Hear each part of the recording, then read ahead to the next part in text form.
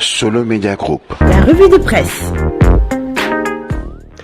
Nous démarrons comme à l'accoutumée par le journal Solo ce matin qui revient sur la fête de l'indépendance avec surtout le message du président de la République, Bassirou Diomaye Faye, qui exige la préservation de notre héritage commun. La République a affiché le journal Solo ce matin. Le journal parle également donc de cette visite de Patrick Motsepe, le président de la Confédération africaine de football, qui est donc annoncé à Dakar demain mercredi. Docteur Patrick Motsepe est attendu à Dakar ce mercredi, informe le journal Solo. Le chef du gouvernement Ousmane Sonko est aussi à la une du journal Solo. Restriction des dépenses de l'État. Sonko suspend les voyages, dit le journal Solo, entre autres sujets évoqués par mes confrères du journal Solo ce matin, que vous pourrez également retrouver donc dans les kiosques pour s'en enquérir. Le journal Le Quotidien à sa une, crise au Moyen-Orient. Le Premier ministre promet le pire. Sonko à la une de ce quotidien. Des situations extrêmement difficiles nous attendent. Il gèle les voyages officiels des ministres et DG, les mesures de Diomaye pour faire face au choc, nous informe le journal Quotidien ce matin. Au-delà du journal Le Quotidien, l'info parle également ce matin donc de la prolongation finale de la CAN 2025. Le Sénégal qui lance l'assaut final devant le tribunal arbitral du sport, selon le journal. Patrick Motsepe débarque à Dakar demain, nous informe le journal L'info ce matin, qui parlait également donc du chef en tout cas du président de la République, Bassirou Diomaye Faye. Message de Diomaye Faye aux Sénégalais: consolidation interne et gestion des incertitudes. Au-delà du journal L'Info, sur soi à sa une ce matin, le chef du gouvernement, le Premier ministre Ousmane Sonko, l'avenir du pays. Sonko prédit l'apocalypse, selon le journal. Au-delà de la dette exponentielle dont nous avons hérité, les cours mondiaux des hydrocarbures ont atteint un niveau presque historique. Le baril est passé à $115, loin de $62 retenus dans les projections budgétaires. Aucun ministre de mon gouvernement ne quittera le pays, sauf pour une mission essentielle liée au travail que nous menons actuellement, a dit le Premier ministre Ousmane Sonko. Le président Bassirou Diomaye Faye, à l'occasion de son adresse à la nation, appelle à l'unité pour les Sénégalais. Au-delà donc, Libération parle ce matin encore une fois donc de l'affaire Pape Cheikh Diallo. Révélation sur l'arrestation de Dr Serigne Mourtala Gueye, 9e amant présumé de Pape Cheikh Diallo. Une chute spectaculaire, informe le journal Libération ce matin. Le président Bassirou Diomaye Faye à la une du journal L'As Quotidien. Bassirou Diomaye Faye à Ndiaganiao: défendez votre président, vous en avez le droit, a-t-il dit. Propos repris par le journal L'As Quotidien ce matin. Le journal également à sa une principale parle de la grève illimitée des transporteurs. Ça sent le gatsa, affiche le journal.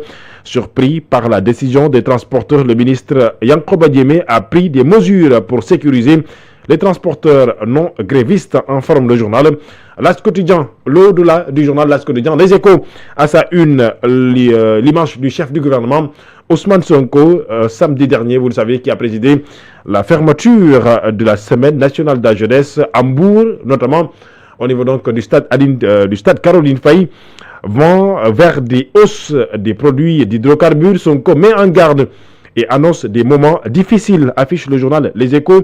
Dans les jours à venir, le ministre de l'Énergie annoncera un certain nombre de mesures, a-t-il donc dit le Premier ministre Ousmane Sonko.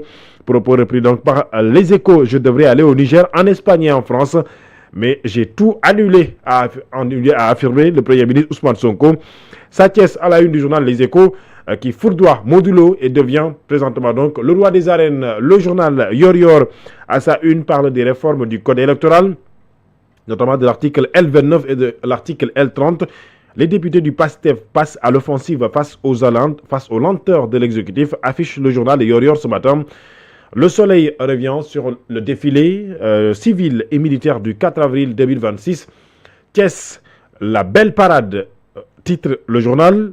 Allure, cadence, prestance, civils et militaires ont offert une prestation remarquable, saluée par le président de la République, le chef suprême des armées, qu'il qualifie d'incapable ou d'impeccable. Bassirou Diomaye Faye: le Sénégal est un pays de champions, a-t-il dit. Appel à bâtir une paix sincère et durable, pour parler donc du message de Pâques de Monseigneur André Gueye. Au-delà du journal Le Soleil, le quotidien national, Point Actu parle de Amadouba, de Abdoulaye Daouda Diallo et de Mimi Touré.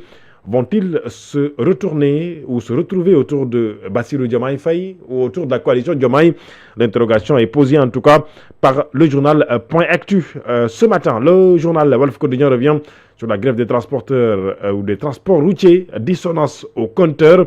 Le ministre Yankoba Diémé annonce 6 points d'accord avec les grévistes. Les transporteurs affichent zéro attente et maintiennent toujours le mot d'ordre de grève. Bassirou Diomaye Faye est à la une du journal Walf Quotidien en compagnie de son premier ministre Ousmane Sonko. Le journal parle de la situation socio-économique. Ça sent l'austérité, informe le journal. Bassirou Diomaye évoque la guerre au Moyen-Orient. Sonko, je voudrais vous préparer aux situations extrêmement difficiles qui nous attendent. Fonds politique, salaire des ministres et DG, ces privilèges intouchables, nous informe le journal Walf Quotidien. À la une du journal Vox Populi, les sombres prédictions du Premier ministre Ousmane Sonko, des situations extrêmement difficiles nous attendent, affiche le journal Vox Populi, là où Réumi nous parle des négociations entre État et transporteurs. Ça fait putschiste, les syndicats appellent au Gatsa.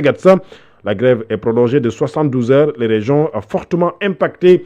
Le journal Réumi Sport parle de la finale de la CAN 2025 et bien entendu, ou 2026 ou en la CAN 2025, Sénégal-Maroc, une nouvelle pièce qui accable la CAF dans le jukebox. Sachez que le journal parle ce matin donc du rapport du Tunisien. L'Unkecher contredit celui de Jean-Jacques Nada, ou Ndala, vous savez, l'arbitre principal qui a donc officié ce match de finale qui avait opposé le Sénégal face au Maroc. La Fédération sénégalaise de football a reçu la décision motivée du jury d'appel de la Confédération africaine de football, nous informe le quotidien Réumi ce matin. La lutte avec frappe, Sathiès détrône Modulo et devient roi des arènes. Le journal Record à sa une revient sur cette chute spectaculaire de Modulo, roi des arènes. Sathiès détrône donc Modulo et écarte d'ores et déjà Franc, un nouveau roi des arènes, un nouveau roi dans l'arène sénégalaise, nous informe le journal Record ce matin qui parle également de la Ligue des Champions. Jackson pour braquer la Maison Blanche puisque Nicolas Jackson, l'attaquant sénégalais, fait partie donc du groupe retenu pour faire aller à l'assaut de la Maison Blanche, notamment donc le Real Madrid ce soir donc à partir de 19h. Point Actu parle, j'ai entendu donc de la visite de Patrick Motsepe à Dakar prévue demain, une visite diplomatique, les coulisses de cette visite. Vous pouvez donc les retrouver à la une du jour dans le quotidien Point Actu Sport qui parle également donc de l'arène sénégalaise, notamment la lutte. Vainqueur de Modulo, Sathiès devient le 9e roi des arènes de l'histoire du Sénégal. C'est tout pour les quotidiens parus en tout cas ce mardi 7 avril 2025. C'est également la fin de ce journal que j'avais l'immense plaisir de vous le présenter en compagnie de Baba Aïdara et de Mohamed Thiam qui assure la partie technique. Merci de rester fidèle au programme du groupe Solo Média. Ne quittez surtout pas puisque nous allons poursuivre donc avec Aladji Mansour Diop et Aladji Ahmed Aïdara la suite de votre matinale. Ne quittez donc surtout pas car vous êtes au bon endroit tout à l'heure.